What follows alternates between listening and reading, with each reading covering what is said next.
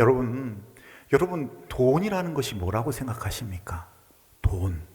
이 자크 엘룰이라고 하는 사람은 돈은 아무도 피할래야 피할 수 없는 현실이다.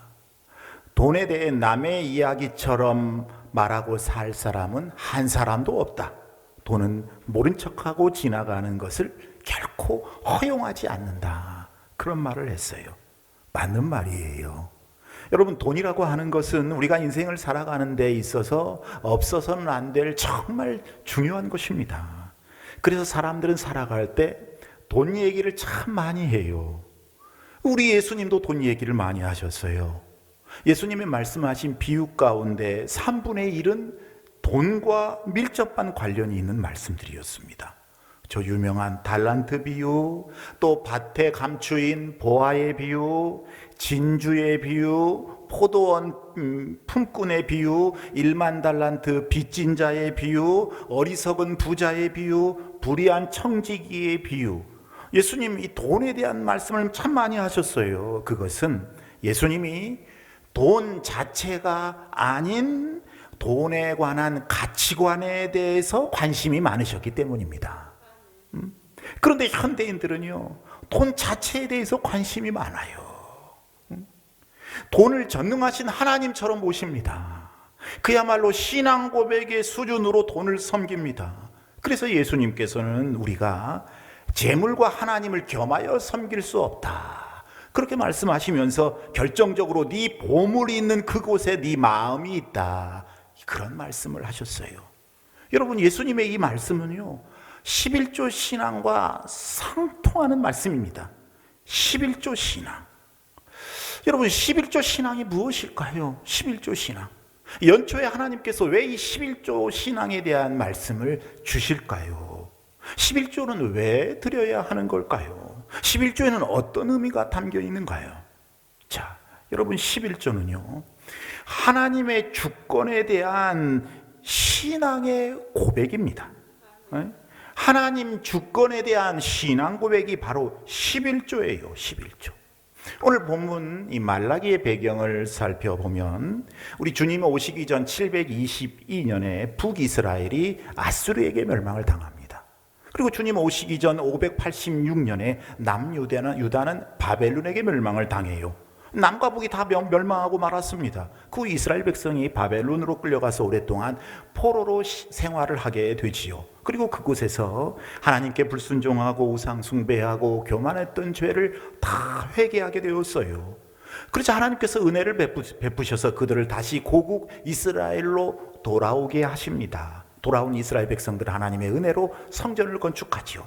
그런데 백성들이 생각하기를 성전 건축만 끝나면 자동적으로 요술처럼 하늘의 축복이 임할 것이라고 생각을 해요. 그러면서 그들의 내면적인 신앙생활은 감사와 헌신이 없는, 정말로 진정한 감사와 헌신이 없는 형식적인 신앙생활로 타락해 가고 맙니다. 그래서 말라기 1장에 보면 이렇게 진정한 헌신, 진정한 감사가 없는 예배를 드리는 이스라엘 백성들, 이 사람들을 향해서 하나님께서 책망하시는 내용이 나와요. 이스라엘 백성들아, 눈먼 거, 저는 거, 병든 거, 찌든 거, 이런 것들을 재물이라고 가지고 나와서 하나님 앞에 예배하느냐? 재물의 의미가 진정 무엇인지 알고 있느냐? 그렇게 드리는 예배는 내가 받지 않느니라 고 말씀하십니다. 그리고 계속해서 하나님께서 이렇게 영적인 침체에 빠져있는 이스라엘 백성들을 향해서 메뚜기 때, 그리고 이 메뚜기 때 때문에 논과 밭이 다 황폐해져 버린 이스라엘 백성들, 이 경제 파탄에 빠져 있는 이스라엘 백성들을 향해서 하나님이 호소하세요. 나의 백성들이요, 이스라엘 백성들이요, 내게로 돌아오라, 내게로 돌아오라. 이때 이 말씀을 듣고 이스라엘 백성들이 반문을 해요. 하나님, 우리가 언제 하나님 떠났습니까? 왜 우리 보고 자꾸 돌아오라고 하십니까? 어떻게 하는 것이 하나님께 돌아가는 것입니까? 매 절기마다 우리가 예루살렘 성전에서 제사도 드리고 그러는데 우리에게 뭐가 문제가 있단 말입니까? 라고 물어요. 이때 하나님께서 말씀하시기를, 너희가 나를 떠났느니라, 나의 것을 도둑질했느니라, 너희가 감히 어떻게 내 것을 도둑질할 수 있단 말이냐? 이스라엘 백성들이 또 묻습니다. 하나님, 우리가 언제 하나님 거 도둑질했습니까? 언제 우리가 성전의 물건을 훔쳤단 말입니까? 하나님 말씀하시기를 너희가 나에게 바칠 11조와 헌물을 떼어먹었다. 그것이 나를 떠난 것이요 그것이 내 것을 도둑질한 것이니라. 너희 온 나라가 내 것을 도둑질했기에 이렇게 징계를 받고 있는 것이니라. 그러므로 이제부터 온전한 11조를 드려보라.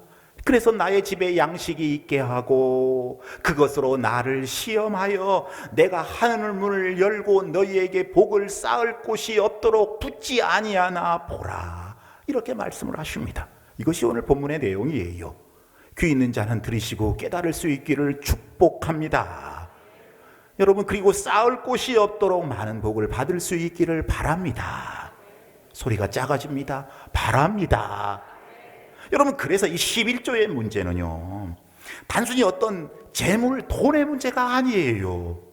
영적인 문제입니다. 영적인 문제. 하나님의 주권을 인정하는 믿음의 표현 행위가 바로 이 11조 신앙이에요. 하나님의 백성들이 여러 가지 생업을 통해서 얻은 소득의 10분의 1을 구분해서 하나님께 드림으로써 그 모든 소득을 얻게 하신 분이, 그 모든 소득을 주신 분이 하나님이시고, 그리고 그것을 올바르게 잘 관리하고 사용하도록 이끌어 주시는 분이 바로 우리 하나님이라는 사실을 인정하고 고백하는 신앙의 표현 행위, 이게 바로 11조 신앙이에요. 여러분, 주인이신 하나님이 내게 주신 일주일, 하나님이 저와 여러분에게 일주일을 주셨습니다. 여러분, 여러분의 이 목숨을 어디라도 가져가시면 여러분에게 일주일이라는 게 없어요. 내게 주신 일주일 중에 하루를 특별히 구별해서 하나님께 바치는 행위가 주일 성수주요, 주일을 거룩하게 지내는 거지요. 마찬가지입니다. 시간을 주신 분도 물질을 주신 분도 모두 하나님이시기 때문에 그 모든 것의 주인이 하나님이심을 고백하는 마음으로 11조를 드리는 거예요. 그러기에 11조는요, 모든 것의 주인이 하나님이시고 나는 청지기에 불과하다 하는 것을 인정하는 신앙 고백 행위예요. 그러므로 여러분, 11조 문제는요, 결국 주인이 누구냐, 주인이 누구냐 하는 문제예요. 주인이 누구냐. 내 인생의 주인이 누군가, 내 시간과 물질과 사업과 자녀와 생명의 주인이 누군가, 나는 누구를 주인으로 모시고 사는가, 이 문제와 직결된다 하는 말씀이에요. 여러분, 우리가 구원을 얻기 위해서는 무엇을, 누구를 주인으로 모시느냐가 절대적인 기준이 되기 때문에 이 11조 신앙은요, 그리스도인에게 참으로 중요한 신앙의 행위가 되는 거예요. 여러분, 모쪼록 하나님을 주인으로 하는 신앙 고백이 여러분 모두에게 있기를 축복합니다. 두 번째로 이 11조는요, 우리가 하나님의 언약 백성이라고 하는 표시입니다. 표시. 하나님의 약속의 백성이다 하는 표시예요. 자, 하나님께서는 구약시대부터 택한 선민들에게 11조 그리고 할례 제도를 주심으로 인해서 이것을 지키게 하십니다. 그래서 너희들은 내가 택한 내 백성이다 하는 것을 알려주고자 하셨어요.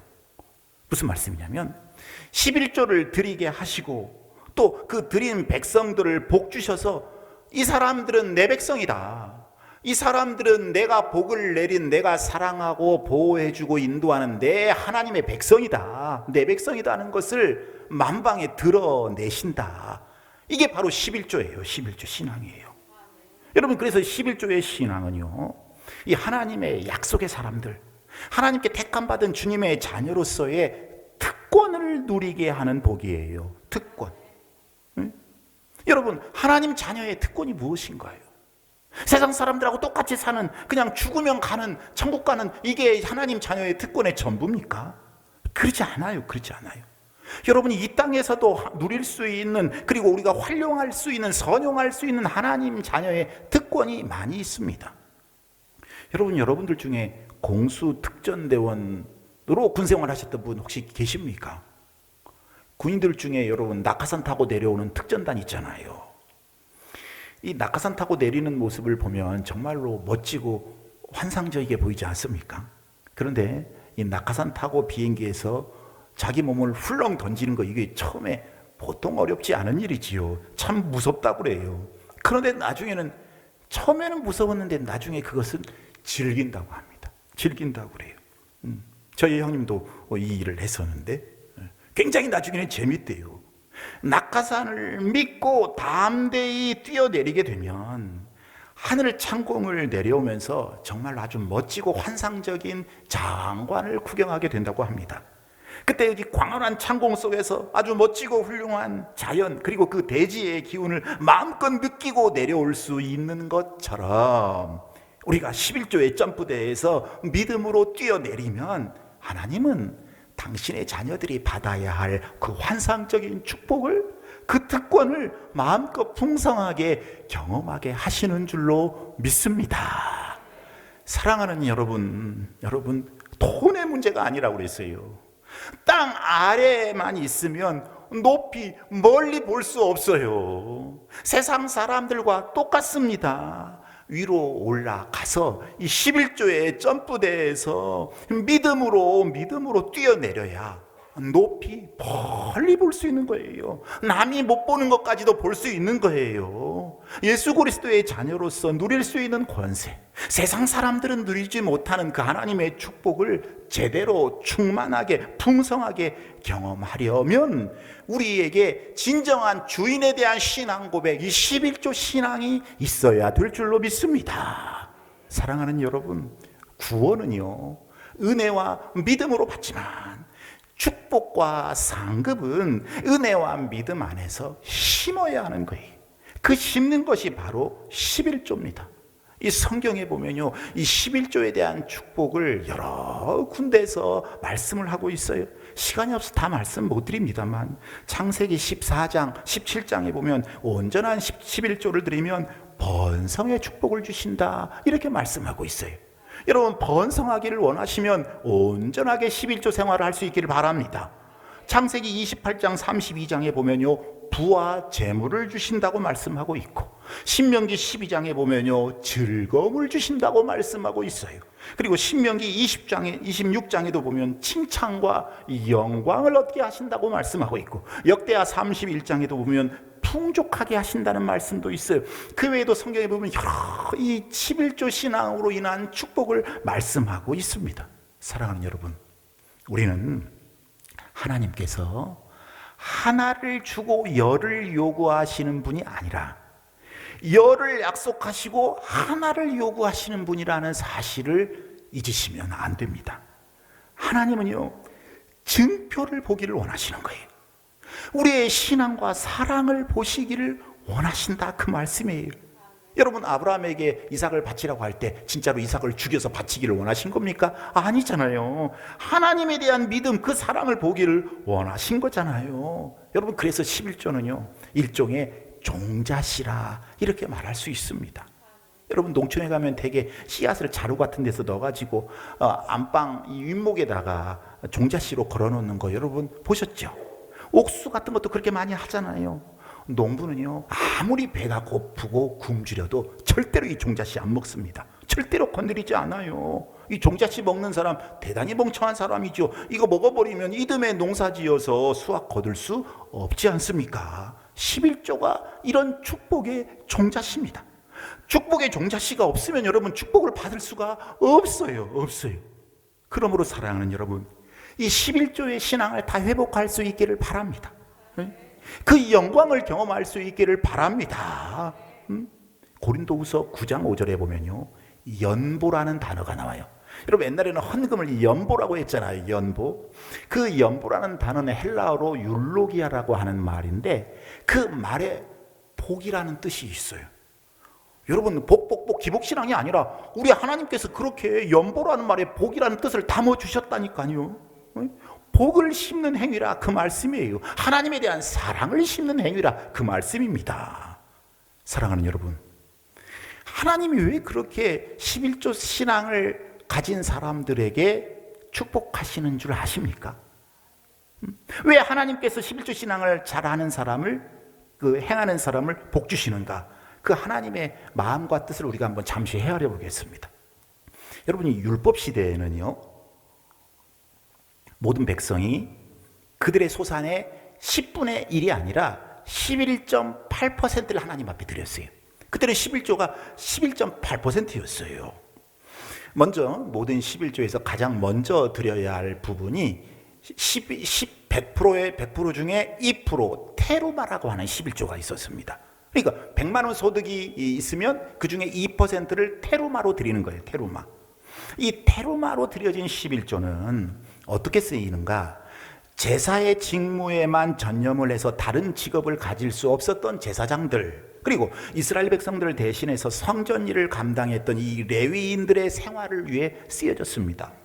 근데 만약 여러분 이 11조가 제대로 드려지지 않아서 제사장들과 이 레위인들의 생활에 문제가 생겼다면 그들은요 생활의 문제를 직접 해결해야 되기 때문에 성전을 섬기는 일, 성도를 양육하고 섬기는 직무에 충실할 수 없게 되지요. 그래서 하나님께서 하나님의 교회와 성도들의 영적 양육을 책임지는 이 제사장들, 레위인들의 사역을 위해 쓰라고 테루마를 바치라고 하신 거예요. 먼저 2% 드리는 테루마. 자, 그리고 이스라엘 백성은 남은 이제 98%가 남았죠. 이 98%의 10%를 하나님 앞에 드리는 11조를 마세르라고 하는 11조예요. 이 마세르는요 어디에 쓰이냐면 하나님 교회의 행사, 그리고 하나님의 선한 사업을 위해 쓰여집니다. 예컨대 자기 소득을 발생할 수 없는 고아, 과부, 가난한 사람들 있잖아요. 이 이웃에 대한 구제, 섬김을 목적으로 드리는 11조가 바로 이 마세르라고 하는 11조였어요. 그러니까 이거 계산해 보면요 여러분 11.8%가 나와요. 이것이 하나님이 지침을 주신 이 11조의 쓰임새였습니다. 자, 하나님께서는 이 11조 하나님께 드리는 이 성도들의 11조로 교회와 하나님 나라의 재정이 풍성해져서 하나님 백성들이 잘 양육되고 믿음으로 성장 성숙하고 또 좋은 꼴을 먹고 하나님의 선한 사업이 왕성하게 이루어지기를 원하신 거예요. 그래서 11조 드리라고 하신 거예요. 또 소외된 사람이 없이 많은 사람들이 하나님 나라의 공동체 속에서 서로 돕고 함께 잘 살아감으로써 거기에서 기쁨이 있고 감사가 있고 사랑이 넘치고 풍요함이 있는 이 하나님의 나라가 흥왕하기를 원하고 계셨던 거예요. 그렇기 때문에 11조를 통해서 드리는 믿음의 백성도 축복하시고 하나님의 교회도 축복하시고 또 어려운 사람도 도우심으로 하나님의 나라를 확장시키는 그런 사역이 이루어지기를 하나님이 원하신 거예요.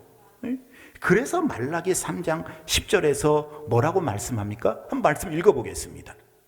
만군의 여호와가 이르노라 너희의 온전한 11조를 창고에 들여 나의 집에 양식이 있게 하고 그것으로 나를 시험하여 내가 하늘문을 열고 너희에게 복을 쌓을 것이 없도록 붙지 아니하나 보라. 아멘. 하나님을 시험해봐도 좋다는 거예요. 물질의 문제니까 이 물질의 문제 때문에 그냥 두근반 아까워서 이 결단하지 못할 수 있으니까 이 자상하신 하나님께서 우리에게 은혜를 베푸셔서 그럼 한번 해봐라. 내가 너희에게 복을 쌓을 곳이 없도록 붙는지 붙지 않았는지 봐라. 이 11조는 이렇게 귀하게 쓰여질 돈이야, 물질이야. 그러니 하나님께 신앙을 심고 축복받아라. 이게 바로 11조입니다. 지난주 수요일 밤 예배 때 아까 말씀드린 남아공에서 선교사님 네 분이 오셨습니다. 우리 교회가 이제 예배당 건축하는 한 문제 때문에 선교사님들에게 제대로 선교 후원 많이 못하고, 그리고 이제 그러다 보니까 저에게 연락도 잘 안 와요. 그런데 제가 서울에 있는 제 후배 목사님 통해서 이제 이 선교사님 오시는 거를 알고 수요 예배를 인도해달라고 연락을 했습니다. 뭐 저하고 친한 분도 아니고 뭐 교제가 많이 있는 분도 아닙니다. 어떻게 보면 저보다 훨씬 더 편하게 사역하고 있는 분이라는 생각도 제가 들거든요. 그래서 무리해서 후원하지 않았습니다. 뭐 정확하게 말하면 후원을 할 형편이 안 돼서 후원을 못한 부분이 더 많지요. 근데 이번에는 좀 작은 선교라도 협력을 하고 싶었습니다. 예배를 마치고 이제 무엇이 필요냐고 제가 물었어요. 이 교육관 건축하는데 한 2, 3천만 원 든다고 그러더라고요. 제가 사고를 쳤어요. 제가 1,000만 원 해주겠다, 후원해주겠다 이렇게 말을 했습니다. 제가 절대로 말을 먼저 하는 사람이 아닙니다. 그날따라 이상하게 그런 말이 먼저 나왔어요. 성령께서 저를 움직이신 건지 하여튼 처음으로 그렇게 말을 해버렸습니다.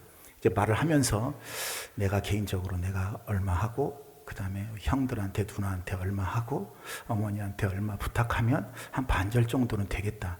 그 반절 정도는 하나님이 또 어떻게 채워주시겠지 이렇게 생각하고 그 이야기를 했어요. 그런데 그렇게 말하고 집으로 오니까 이제 고민이 되는 것이었어요. 고민이 되는 것이었어요. 이 남아공뿐만이 아니라 그 외에도 선교비 요청이 1년이면 교회로만 해도 뭐 수억 원씩 요청이 옵니다. 개인적으로도 후원할 곳이 참 많아요. 1,000만 원이면 굉장히 큰 돈이에요, 나름요. 그런데 우리 교회에 계획 없이 교회당 건축이 사실 이루어졌잖아요. 그래서 제가 담임 목사로서 사역하면서 참 이 재정 문제 때문에 고통을 많이 당했었고 또 돈 몇십만 원도 외부에서 요청할 때 마음대로 팍팍 수용할 수가 없는 형편에 있었는데 이건 또 어떻게 감당해야 되는가. 갑자기 우울해지더라고요.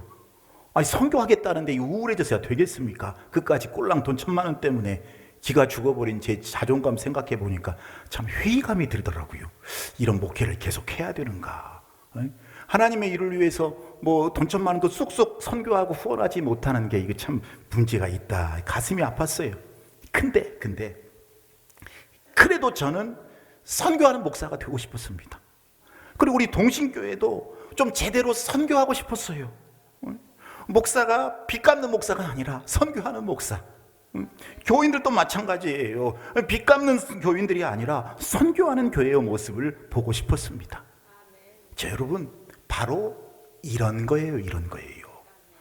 교회가 하나님의 일을 해야 되는데 온전한 11조를 들여서 하나님의 집에 양식이 있어서 하나님의 일을 열심히 해야 하는데 이때 하나님께 온전한 11조를 드리면 하나님께서 얼마나 예뻐 보이시겠습니까? 사랑하는 내 아들아, 참 귀한 내 딸아, 너도 써야 할 부분이 참 많은데 그래도 물질의 주인이 누구인지를 알고 겸손하게 감사함으로 11조를 드리는구나. 내가 네 마음을 보았으니 내가 너에게 쌓을 곳이 없도록 복을 내려줄 것이니라. 이게 하나님 마음이에요. 하나님 마음이에요. 자, 그런데 여러분 이때 만약 11조를 온전히 드리지 않아서 교회가 하나님의 일을 제대로 못한다면, 주의 종이 재정 때문에 힘들어하고 항상 스트레스 받고 이런다면 하나님께서 그 상황을 어떻게 보실까요? 그 상황을 여러분 입장을 한번 바꿔놓고 생각해 보십시다. 저와 여러분이 만약 하나님이라면 그렇게 이 11조를 제대로 드리지 않아서 하나님의 것을 하나님에게 제대로 드리지 않아서 하나님이 하시고자 하는 일을 제대로 못 하신다면 어떻게 하나님께서 그 사람에게 복을 내리실 수가 있을까요? 있을까요? 여러분 잘 생각해 보세요. 여러분들에게는 하나님이 준비하신 큰 복이 차고 넘치기를 축복합니다. 그럼 이게 11조예요. 이게 하나님 마음이에요. 그래서 하나님은요, 오늘 말씀 아까 말라기 3장 10절에 만군의 여호와가 이르노라. 이 뭐예요? 만왕의 왕, 만군의 여호와. 그러니까 이 땅의 모든 것의 주인 되시는, 통치자 되시는 우리 하나님께서 이르노라. 이르노라. 하나님의 말씀이라는 거예요. 하나님의 말씀.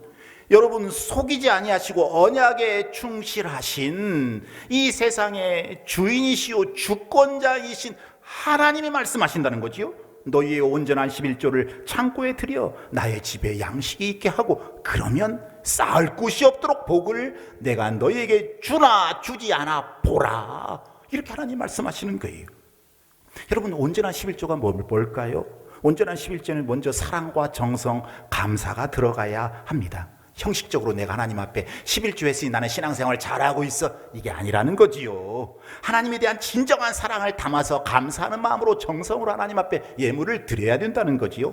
또 11조는 기쁜 마음으로 드리는 예물이 되어야 됩니다. 기쁜 마음으로.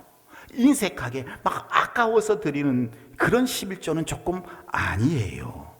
또 11조는요 생활비 11조만 드려서는 안 됩니다. 여러분 상여금의 11조도 드려야 되죠. 여러분 부동산에서 얻은 차익이 있으면 이것도 11조 드려야 되고요. 그죠? 어떤 퇴직금, 보험금 다 11조 드려야 됩니다. 특별수입에 11조, 그리고 시간에 11조도 드려야 돼요, 여러분. 시간에 11조. 여러분, 11조는 가장 먼저 하나님 것을 떼어놓고 그리고 나서 나머지를 집행해야 됩니다. 나머지. 성경에 그렇게 되어 있어요. 레위기 27장, 민수기 3장, 신명기 23장. 여러분, 쓰고 남으면 하고 안 남으면 안 하는 거. 여러분, 이것은 아닙니다. 먼저 귀하게 11조를 드림으로 우리 여러분들에게 큰 하나님의 복이 있기를 축원합니다. 그리고 여러분, 11조 여러분들만 하지 마시고 자녀들에게 가르치셔야 돼요. 자녀들에게. 주일 성수 11조. 이 두 가지 축입니다. 두 가지 축이에요. 유대인들 아이들 키울 때 항상 11조하고 하나님의 복 받아라, 11조하고 하나님의 복 받아라, 이거 가르친단 말이에요. 그래서 보십시오. 유대인만큼 복 받은 민족이 있으면 나아보라고 하십시오. 세계를 주무를 만큼 엄청난 복의 수혜자가 되지 않았습니까? 어떤 성도가 11조 안 드리다가 이제부터 드려야 되겠다 결심을 했다고 합니다. 그런데 11조를 드리고 나서 6번이나 깜짝 놀랄 일이 생겼대요. 하나는 뭐냐면 긴가민가 했던 내 믿음이 더 확고해져서 놀랐고, 두 번째로는 이제 11조를 드리니까 쪼드릴 줄 알았는데 생활이 오히려 더 풍족해져서 놀랐고, 세 번째, 축복을 받아서 11조가 점점 많아져도 이제 11조가 많아진 거예요. 금액이 축복을 받아서 그래도 하나님께 낼 수 있는 능력이 생겨서 놀랐고, 여러분 10만 원 11조 할 때하고 100만 원 11조 할 때 마음이 다르거든요. 그래도 낼 수 있어서 놀랐고, 네 번째는 11조를 많이 낼수록 더 기쁨이 오니까 놀랐고, 다섯 번째는 11조를 그렇게 많이 내는데도 재산이 매년 늘어나는 것에 대해서 놀랐고, 여섯 번째 놀란 것은 진작 왜 못 드렸는가 후회하면서 놀랐다고 합니다. 여러분, 성경에도요 그런 복들이 많이 나와 있다고 그랬어요. 자, 그러면 시간이 없으니까 우리 이 11조를 통해서 오늘 본문에서 약속하신 복이 뭔가? 첫 번째로 뭐냐면 아까 우리 말씀 나눈 것처럼 하늘 문을 열고 쌓을 것이 없도록 복을 주신다 그랬어요. 뭘 열고? 뭘 열고? 여러분, 하늘 문이 열려야 되는 거예요. 응답의 하늘 문, 축복의 하늘 문, 평강과 번영의 하늘 문이 여러분에게 열리기를 축원합니다. 여러분, 예수 믿는 사람들 중에도 세상 사람들과 그냥 똑같이 사는 사람이 있어요. 어떤 사람들이 그냥 가랑이가 찢어지게 사는 사람도 있어요. 하늘 문이 열리지 않았기 때문에 그렇습니다. 축복의 문이 열리지 않은 거예요. 우리가 11조를 온전하게 기쁨으로 드림으로 말미암아 하나님께서는 하늘의 창고 보화의 문을 열어주시는 줄로 믿습니다. 우리가 온전한 11조를 하나님 앞에 드릴 때 하나님 우리의 신앙을 보시고 물이 가득한 댐의 수문을 열면 물이 막 확 밀려들듯이 확 쏟아져 나오듯이 하나님께서 하늘 문을 열고 주체할 수 없을 정도로 복을 쌓을 곳이 없도록 주신다. 여러분, 이 사실을 여러분 잊지 마시기를 바랍니다. 또 말라기 3장 11절 오늘 본문 말씀 한번 읽어보도록 하겠습니다. 만군의 여호와가 이르노라.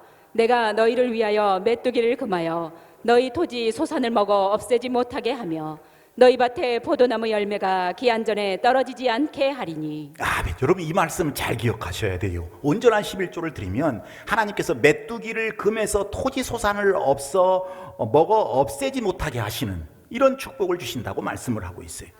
자, 여러분, 메뚜기 농사 지으신 분은 아시겠습니다만 메뚜기 떼가 막 수백만 마리, 수천만 마리가 쫙 밀려오면요 비행기 소리처럼 들린다고 하잖아요.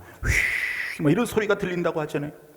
해가 가리워집니다. 하늘이 어두워요. 그리고 한번 지나가면요 순식간에 그냥 쑥대밭이 돼버리는 것입니다. 곡식들 흔적도 없어요. 농사 망치고 말지요. 그런데 하나님께서는 11조 생활하는 성도들에게 이러한 재앙을 막아주시겠다는 거예요. 막아주시겠다는 거. 자, 여러분, 이 메뚜기의 히브리어 원어는 에켈이라고 하는 말인데 문자적으로 먹어치우는 자를 가리키는 동시에 모든 파괴 세력을 상징하는 말이에요. 그러게 여러분, 우리가 농사 안 짓기 때문에 나한테는 뭐 메뚜기 필요 없어, 메뚜기 같은 거 공격 안 해와, 이렇게 생각하면 이건 잘못된 생각이에요. 누구에게나 다 메뚜기가 나타날 수 있습니다. 재산, 건강, 가정, 직장, 사업, 인격, 신앙, 물질, 이런 것들에 다 메뚜기가 도사리고 있어요. 메뚜기가 농작물을 갉아먹듯이 메뚜기가 우리의 건강을 갉아먹고 우리의 가정도 갉아먹고 우리의 자녀도 갉아먹고 우리의 물질도 갉아먹고 우리의 인격도 갉아먹습니다.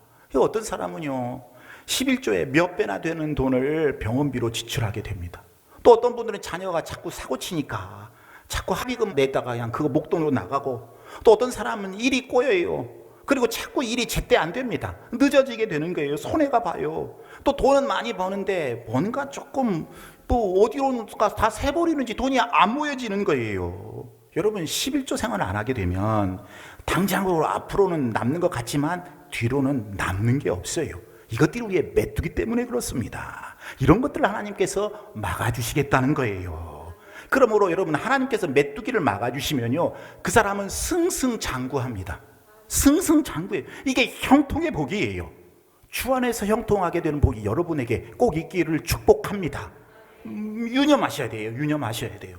또 11조를 드리면요, 하나님께서 포도나무의 과실이 기한 전에 떨어지지 않게 하신다, 이렇게 말씀을 하시잖아요. 자, 여러분, 포도는요 이스라엘의 주 수입원입니다. 여름 내내 수고해서 알이 잘 익으면 8, 9월 가을에 수확을 해요. 그런데 포도알이 익기도 전에 우박이 떨어져 버리는 거지요. 비바람이 쳐요. 농사 망치게 됩니다. 그래서 하나님께서는 포도가 떨어지지 않고 열매를 잘 맺을 수 있도록 끝까지 지키시고 보호해 주시는 축복을 허락하신다, 그 말씀이에요. 농사 지었어도 열매 거두지 못하고 여러분 기한 전에 떨어지는 것을 막아주시는 축복. 인간의 수명이 70이요 80인데 기한 전에 떨어지지 않게 해주십니다. 학교에 입학했는데요, 여러분 기한 전에 떨어지지 않게 해주세요. 결혼했는데 기한이 마칠 때까지 기한 전에 떨어지지 않게 해주십니다. 임신한 여자가 해산하기 전에 낙태하는 것을 막아주세요. 사업을 시작했는데 중도에 그거 떨어지지 않도록 하나님께서 보호해 주시고 지켜주시겠다고 말씀하십니다. 여러분들 모쪼록 이 11조 생활을 통해서 우리의 수고가 헛되지 않고 수고한 대로 수확을 얻도록, 아니 수고한 것보다 더 많은 수확을 얻도록 하나님께서 지켜주시고 보호하시는 축복이 여러분에게 있기를 축원합니다. 마지막 제일 중요한 축복이 나와요. 복받은 사람이라고 많은 사람들에게 부러움을 사는 축복입니다. 근데 어떤 사람들에게? 이방인들에게, 주님 모르는 세상 사람들에게 그렇다, 그 말씀이에요. 자, 말라기 3장 12절 말씀 읽어보겠습니다. 너희 땅이 아름다워짐으로 모든 이방인들이 너희를 복되다 하리라. 만군의 여호와의 말이니라. 아멘. 땅이 아름다워지는 축복, 이게 뭐예요? 옥토가 된다, 그 말이에요. 옥토. 땅이. 여러분, 옥토가 뭐예요? 무엇든지 심으면 잘 되는 게 옥토잖아요. 그지요? 우리가 아름다운 땅, 옥토가 된다는 것은 우리가 무엇을 하든지 하나님께서 책임져 주시고 하나님께서 함께 해 주셔서 잘 되는 축복을 우리에게 주시겠다는 약속이에요. 그래서 우리의 삶 가운데서 하나님이 함께 하시는 증거를 세상 사람들이 보고, 저 사람들은 복 받았다, 저 사람들은 예수 믿고 교회 생활, 믿음 생활 잘하고 저렇게 복 받았다고 부러움을 사게 된다, 그 말씀입니다. 여러분, 이런 사람들이 축복의 증인이지요. 야, 아무개는 예수 믿더니 뭐 저렇게 사업이 잘 돼? 아유, 아무개 씨는 예수 믿더니 뭐 저렇게 자녀들이 다 잘 돼? 뭐 저 식구들은 다 저렇게 건강해? 아, 하나님이 진짜 계시구나. 아, 이 성경 말씀이 진짜구나. 축복의 증인이 되는 거지요. 그 사람들에게 주님을 증거하는 거예요. 축복의 통로가 되는 것입니다. 여러분들에게 이 은혜가 있기를 축복합니다. 자, 그러면 왜 성도들이 이렇게 이런 걸 알면서도 왜 온전하게 11조를 못하는가? 온전한 11조 생활을 못하는가? 그것은 두려움 때문입니다. 걱정 때문에 그래요. 염려 때문에 그래요. 아, 이렇게 11조 생활, 11조 드려버리면 우리 어떻게 살아, 이거? 맨날 그렇지 않아도 빚지는데, 저축은 고사하고 애들 학비 낼 돈도 제대로 없는데, 빚도 갚아야 되는데, 이거 11조 생활하다가 내 살림 더 어려워지는 거 아니야? 이 걱정하는 거예요. 하나님의 신실하심을 잊어버린 것입니다. 하나님은 약속하신 것을 반드시 이행하시는 신실하신 분이라는 사실을 잊어버리기 때문에 염려가 찾아오고 두려움이 찾아온 거예요. 하나님께서는 분명히 해봐라, 하라, 해봐라, 내가 어떻게 너에게 복을 내려주는지 이렇게까지 약속을 하시는데도 불구하고 하나님을 신뢰하지 못하니까 염려해서 두려움 때문에 이 11조 생활을 못하게 되는 것입니다. 그러나 성경은 오늘 뭐라고 말씀해요? 마태복음 6장 33절에서 한번 읽어보겠습니다. 시작. 그런즉 너희는 먼저 그의 나라와 그의 의를 구하라. 그리하면 이 모든 것을 너희에게 더하시리라. 아멘. 먼저 주의 나라와 의를 구하라. 그리하면 모든 거 먹고 마시고 살고 하는 모든 거 하나님이 다 채워주신다는 말씀이, 이게 하나님 믿는 게, 이게 하나님 믿는 거예요. 이 말씀 믿는 게 하나님 믿는 거예요. 여러분, 말씀 마치겠습니다.